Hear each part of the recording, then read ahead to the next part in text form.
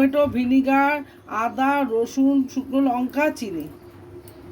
টমেটোগুলো আমি প্রেসার কুকারের মধ্যে নিয়ে নিচ্ছি।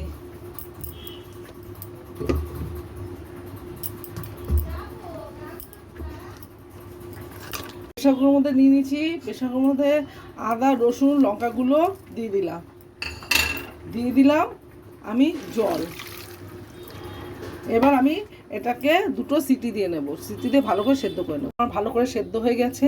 এবার এটাকে আমি মিক্সিতে পেস্ট করে নেব।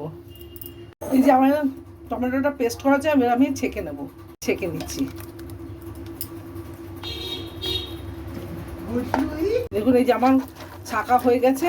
যেগুলো অনেক দানা খোসা বেরিয়েছে, এগুলো আমি আলাদা করে রেখে দেবো। গ্যাস চালিয়ে দিয়ে একটা ফ্রাই প্যান বসিয়ে দিয়েছি। এবার আমি টমেটো পিউরিটা ঢেলে দেবো।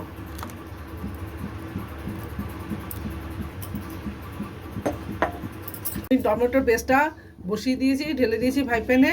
এবার আমি দিয়ে দিলাম নুন। আপনাদের স্বাদ মতন নুন দিয়ে দেবেন।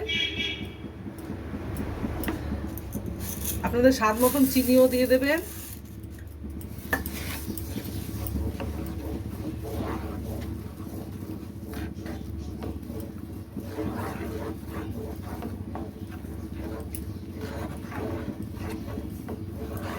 দিয়ে দিচ্ছি একটু হলুদ।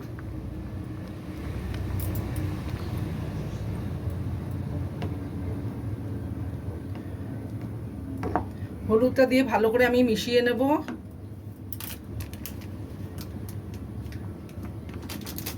একটু রং হওয়ার জন্য কাশ্মীরি লঙ্কার গুঁড়ো দিলাম। কেনাগুলোতে কালার ফুড লাগায়, কেনা টমেটো সসে কালার ফুড দেয়। আমরা ঘরে খাবো বলে আমি আর কালার ফুড দেবো না, এমনিই বানাবো।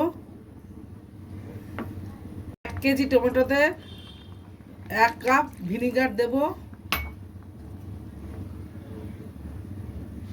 টেস্টটা ভালো হওয়ার জন্য। ভিনিগারটা দিলে অনেক দিন রাখা যায়, তাই ভিনিগার 1 কাপ দিয়ে দিয়েছি। 1/2 চামচ বিট নুন দিয়ে দিলাম। দিয়ে ওটাকে ভালো করে মিশিয়ে নেব। এটা মোটামুটি হয়ে এসছে, আর একটু হবে। টমেটো সসটা 1 চামচ দিয়ে দিলাম। এই যে এটা দেখুন গড়িয়ে পড়ছে, এটা জল কাটছে না। যদি জল গড়িয়ে পড়ে তাহলে এটা হয়নি, কিন্তু এটা আমার জল যেহেতু পড়ছে না, এটা আমার হয়ে গেছে। তাই এখন আমি এটাকে নামিয়ে নেব। হচ্ছে টমেটো সস।